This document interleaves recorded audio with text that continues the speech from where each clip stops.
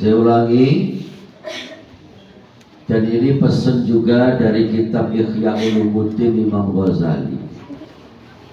Pertama, kalau pengen anak-anak kita soleh soleha berhasil belajarnya, satu, jangan berikan anak-anak kita sandang pangan papan yang haram. Ya, berikan mereka makanan dari sumber-sumber yang halal. Itu nomor satu. Dan ini ternyata pesannya Nabi Muhammad kepada Siti Fatimah dan sahabat Ali. Rasulullah bersabda, "Lis-sa'id salasu alamat." Kalau kamu pengen berhasil bahagia dunia akhirat, kuncinya 3. Nomor 1, qutun halal. Usahakan sandang pangan papan makanan harus yang halal. Ini bentar lagi Pak mobil kaca. Biasanya ada serangan apa itu? Serangan pacar apa subuh apa siang? Saya tanya nih, amplop serangan pacar itu halal apa haram? Hah? Haram apa halal? Haram apa halal? Nah kalau Pak Ustadz gimana? Tergantung. Kalau orang yang ngasih tidak minta didukung, terima. Itu berarti sedekah.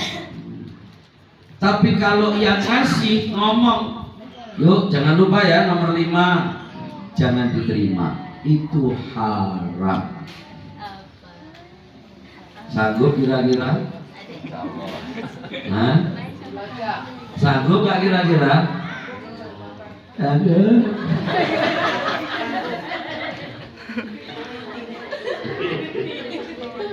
Sanggupnya kok berat. Itu termasuk uang haram kalau disuruh nuntut. Nih Rasulullah itu bersabda, salah satu la yang durullahu ilaihim wa la yuzakkihim yaumal qiyamah wa lahum adzabun alim. Ada 3 golongan yang nanti di akhirat tidak diletak oleh Rasulullah, tidak dilihat, tidak dipedulikan oleh Rasulullah. Kalau bapak-bapak tidak digubris istri paling sehari 2 hari beres. Ibu-ibu suaminya ngambek paling nggak lama udah berhenti. Tapi kalau Allah yang tidak peduli, masya Allah, neraka yang jelas. Siapa 3 golongan itu? Yang pertama, rajulun kana lahu fadlu ma'in fit tariq famana'ahu an ibnis sabil. Orang punya kelebihan air, tapi ada orang yang butuh air dikit aja minta untuk minum, tidak mau beri. Kalau orang sedekah air saja, air ini kira-kira satu harganya berapa? 500 perak. Ini aja nggak mau ngasih, itu berarti pertanda orang apa? Pelit, bakhil, korepan gitu. Berarti orang nanti yang tidak diampuni dosanya oleh Allah, tidak diretak oleh Allah, disiksa, satu orang medit, pelit, bakhil. Paham ini? Maka jangan pelit-pelit. Bapaknya udah bilang, mak, sisa uang belanja, kalau ada orang minta-minta kasih kok. Mau lah pak, beres. Bapak begawe, ada orang minta yuk bantu makan, yuk bantu makan. Duitnya disimpan buat beli gelang, cincin. Itu pelit, hati-hati. Nomor 1 pelit. La yadkhulul jannata bakhilun.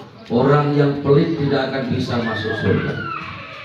Nomor 2, rajulun baya'a imaman la yubayi'uhu illa lidunya. Ada orang yang berani janji-janji dukung-dukung pada pimpinan, calon pimpinan, pejabat, calon pejabat, tapi demi mendapatkan sesuatu dari pejabat itu. Ya, hati-hati. Pengen dapat amplop, dukung. Tapi dikasih amplop, ngolok. Misalnya ini, sampai dapat amplop sebelah sini nggak dapat, kelewat sini dapat lagi. Yang nggak dapat ngomong nggak? Itu dikasih udah memang baik. Ini orang yang dukung amplop yang diterima, bantuan dari pejabat, calon pejabat diterima, tapi karena memberi dukungan itu dilaknat oleh Allah. Jadi dan duitnya berarti tidak haram. Duitnya tidak halal berarti haram. Nanti bentar lagi kalau nggak gitu ada yang bantu jilbab loh Bu, ke majelis taklim. Ya, kalau dibantu jilbab, bantu mukena, tapi tidak ada kata-kata dukung, terima. Tapi kalau dibilang dukung, terima nggak Bu? Jangan diterima, itu haram. Amplop diterima haram, diberikan sangu untuk anak. Akhirnya anak makan sangu dari uang yang haram. Ini yang menyebabkan ilmu susah nempel kepada anak. Ya. Yang ketiga, siapa yang dilaknat Allah? Orang yang suka jual beli pakai sumpah-sumpah palsu supaya berjual belinya lancar. Padahal Rasul mengatakan rezeki yang paling bagus itu dagang. Tapi dagang yang gimana? Yang jujur. Kalau jujur belum lancar, kata Nabi, caranya sedekah. Dagang jujur sambil sedekah. Dulu masyarakat Madinah ketika di pasar kalah dengan orang Yahudi, lapor Rasul. Rasul, kami sudah dagang tapi larisnya kalah dengan orang Yahudi. Sudah jujur kalian? Sudah Rasul. Tambahin yang kedua, kata Rasul, apa? Sedekah. Gimana caranya sedekah Rasul? Misalnya nih, Bapak Ibu dagang beras ya. Ada orang beli 5 kilo, Ibu kasih dikit. Yuk, aduh, ayo ini pelanggan yang baik, ini tak kasih dulu sedikit kok, jatuh centong. Dilebihin. Bahasa sekarang namanya apa? Bonus. Ternyata itulah yang berhasil. Daripada sumpah serapah, sumpah palsu demi dagangannya laku, itu tidak akan diampuni oleh Allah. Nanti di akhirat disiapkan siksaannya nomor pedih. Maka hati-hati. Nomor 1, Bapak Ibu, jangan berikan anak kita makan sandang yang haram, berikan yang halal. Yang kedua, pesannya Imam Ghazali dan para alim ulama, kalau pengen anak-anaknya belajar berhasil, setiap tahun hari ulang tahun anak Bapak Ibu silahkan puasa. Udah pernah ini Bapak Ibu? Belum, pantesan anaknya nggak berhasil. Bapak saya itu 3 bersaudara. Kakek saya seorang petani. Tapi ibu saya, ibu nenek saya itu punya perilaku itu. Setiap hari lahir anaknya ulang tahun, beliau puasa. Dan apa yang terjadi? 3 orang anaknya jadi ulama semua dan menjadi menantunya para alim ulama. Yang Kiai Jawahir, kakaknya Kiai Jamal, diambil menantu Kiai Saiful juga. Kiai Jamaluddin diambil menantu Kiai Fatah. Bapak saya Kiai Zainal Abidin diambil menantu Kiai Abu Ahmad. Padahal bapak ibunya bukan Kiai. Itu karena puasa. Setiap hari kelahiran anak, terutama ibunya. Karena ibu itu lebih hebat pengaruhnya terhadap anak. Jadi kalau hari lahir ulang tahun anak, Saya mohon Bapak Ibu, terutama Ibu, untuk puasa. Niatnya bagaimana Ustadz? Niatnya biasa, niat puasa besok lillahi ta'ala. Terus habis itu sisanya setiap habis sholat doakan anaknya yang hari itu dipuasai, doakan anak untuk menjadi anak soleh, anak yang baik. Jangan pernah doain anak jadi sesuatu loh ya. Ya Allah jadikan anakku DPR ya Allah. Ya Allah jadikan anakku camat ya Allah. Ya Allah jadikan anakku bupati. Nanti jadi beneran tukang korupsi. Nah doanya apa? Ya Allah jadikan anakku Irfan menjadi anak yang soleh, yang baik dunia akhirat. Titik. Mintanya cuma itu aja. Anak yang baik, berbakti orang tua, gurunya, dunia akhirat. Jangan pernah doain pengen jadi sesuatu. Bapak Ibu, yang ketiga, pesan guru dan para ulama termasuk Imam Ghazali, jangan lupa orang tua rajin sedekah. Seneng sedekah tergantung kemampuannya. Saya cerita dikit. Imam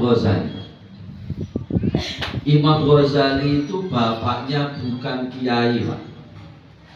Padahal seluruh dunia kenal Hujjatul Islam Imam Ghazali, yang namanya aslinya Muhammad bin Muhammad Al-Ghazali At-Tusi. Itu bapaknya tukang sol sepatu, tukang jahit sepatu itu, mangkal di pasar kayak di situ depan Ramayana. Itu kerjaan bapaknya Imam Ghazali. Cuma beliau punya perilaku yang istimewa. Setiap hari pulang kerja itu pasti diambil sedikit hasilnya, disedekahkan kepada ulama, disedekahkan pada ustadz, sedekahkan pada kiai tiap hari.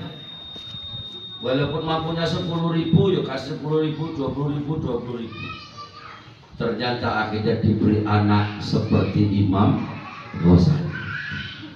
Saya itu kalau ngaji, Pak, di kalangan orang-orang Madura. Dulu awal-awal saya kaget ketika di sini diundang komunitas orang Madura. Orang Madura itu kalau habis ngaji, mereka nggak langsung pulang, nunggu kiainya turun.